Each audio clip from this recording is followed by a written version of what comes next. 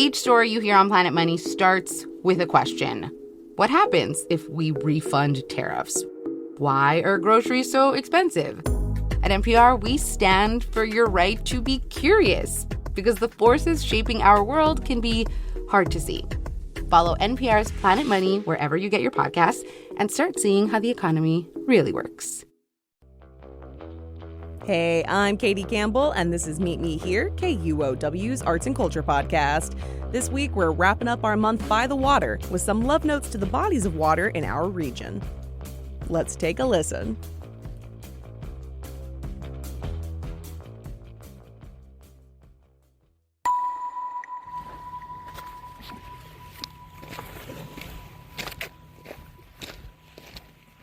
Hi, my name is Dana Carr. I'm the host of Sunset Silent Disco.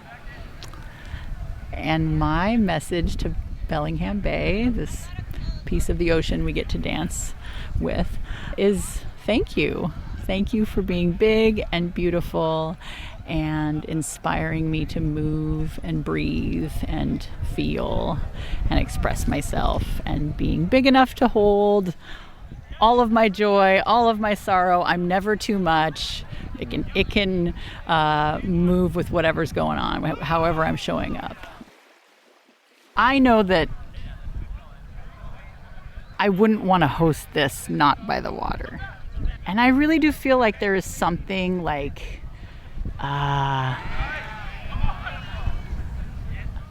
it's gonna sound woo-woo, but I don't care. I'm pretty woo-woo.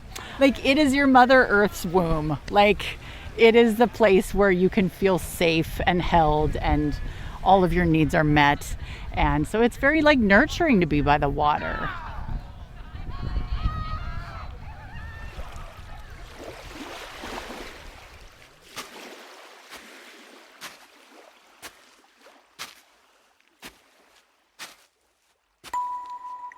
I come from originally a country that doesn't have much water.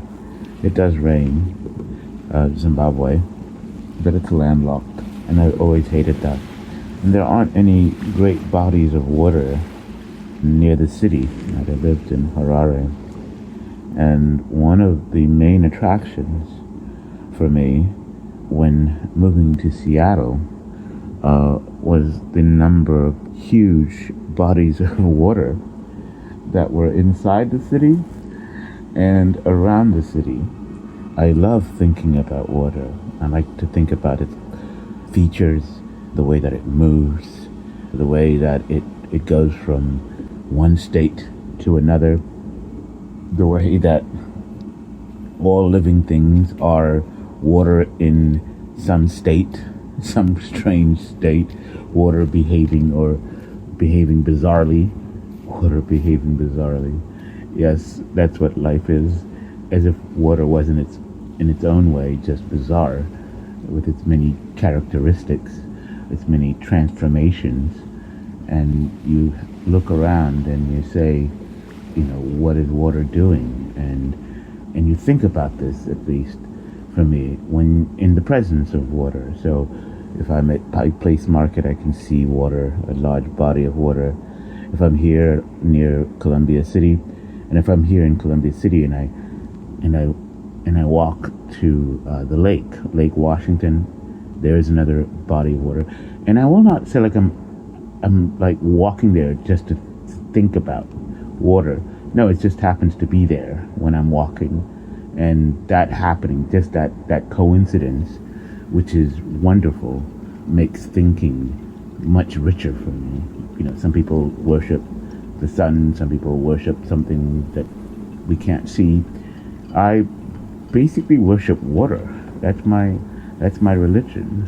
When you're crossing Lake Washington, either on light rail, on Link, or on a car, you just see cities surrounding Seattle University District, which looks like its own city at night, and Bellevue, and of course Bothel's in the distance there. You get this sense of like this lake community, all of us here in the presence of water. My name is Emily Iris Degn, and I tell stories about place. I'm the writer-in-residence at Seattle Public Library and the author of Warmly the Wild.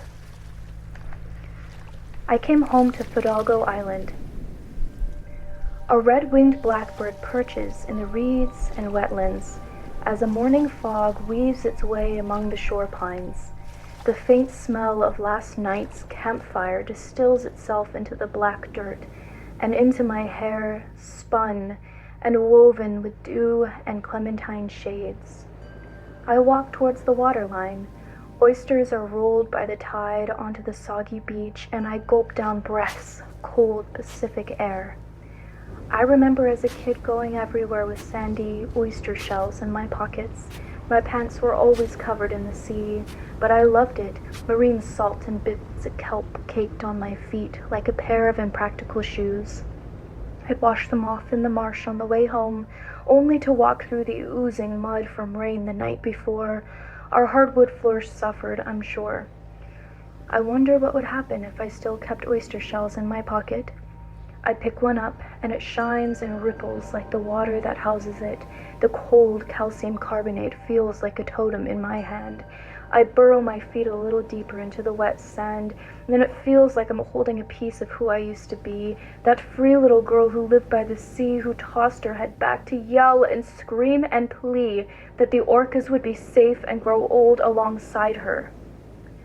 I'm older now, and their numbers have grown smaller, and my shrinking pockets can't hold oyster shells anymore. But the red-winged blackbird still perches in the reeds and wetlands.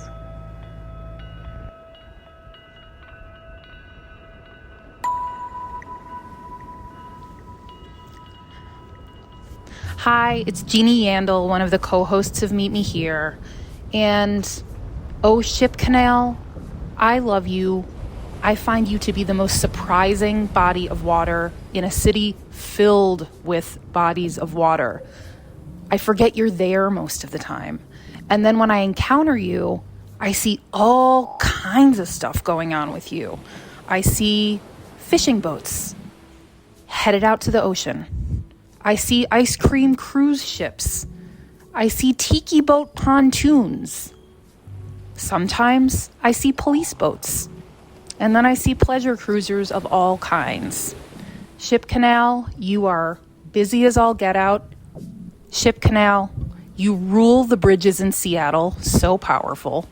You have all kinds of craft floating upon you and using you for transit. And every time I encounter you, I find you absolutely delightful.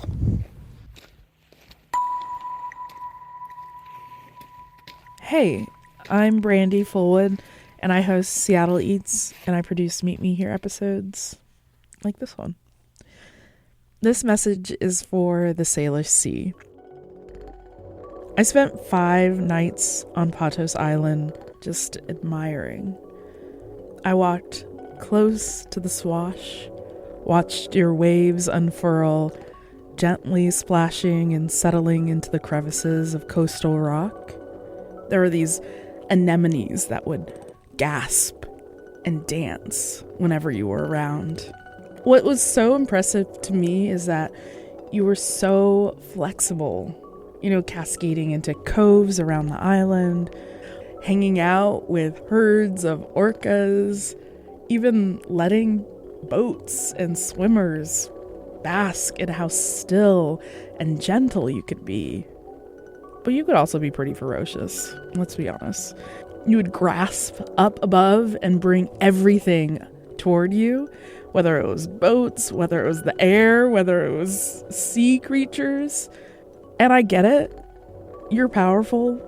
But also I definitely see why they put a lighthouse on Patos Island. Okay, but on the gentleness, let me just say, I loved spending the evening near you.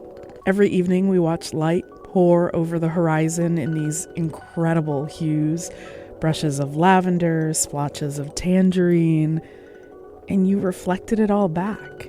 It was like you were listening to the sun and the sky, and at the same time you were holding on to these seals that were barking and slapping and ducking playfully into your arms. Do you call those arms? I hope to see you soon. I hope you're doing well.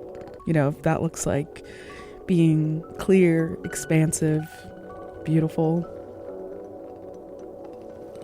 Talk soon.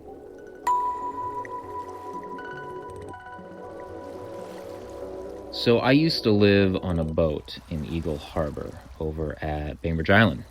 So for a few years, every night I would go to sleep on Eagle Harbor. I would wake up every morning with Eagle Harbor. And I'll tell you, you spend that much time in a place, you spend that much time in a harbor, daily life, you get to know it in a way. It can speak with you. You understand its moods. Sometimes it's still or cold, rocky. Sometimes it's foggy. And so I thought about it, and if I were ever to say something to Eagle Harbor, in a way I think it would understand, I'd probably say,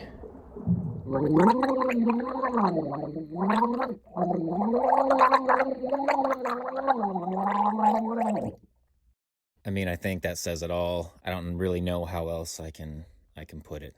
Love you, Eagle Harbor.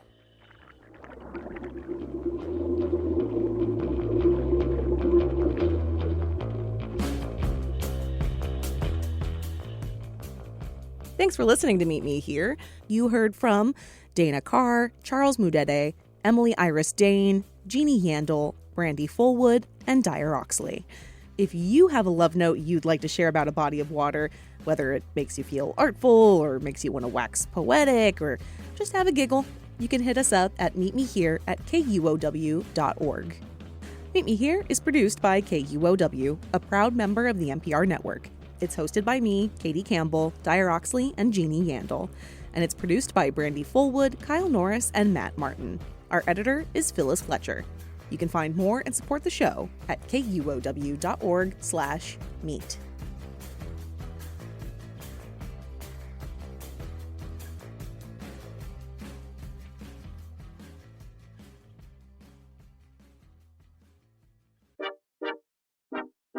Are you the one that gets the plans out of the group chat and into an actual restaurant? Let me help you out. I'm Brandi Fullwood, host of Seattle Eats, and I gotta say, this podcast is for you. Every week I talk to chefs, critics, industry people about the best places to eat in Seattle, so you always know where to go next. Listen to Seattle Eats on the KUOW app or wherever you get your podcasts.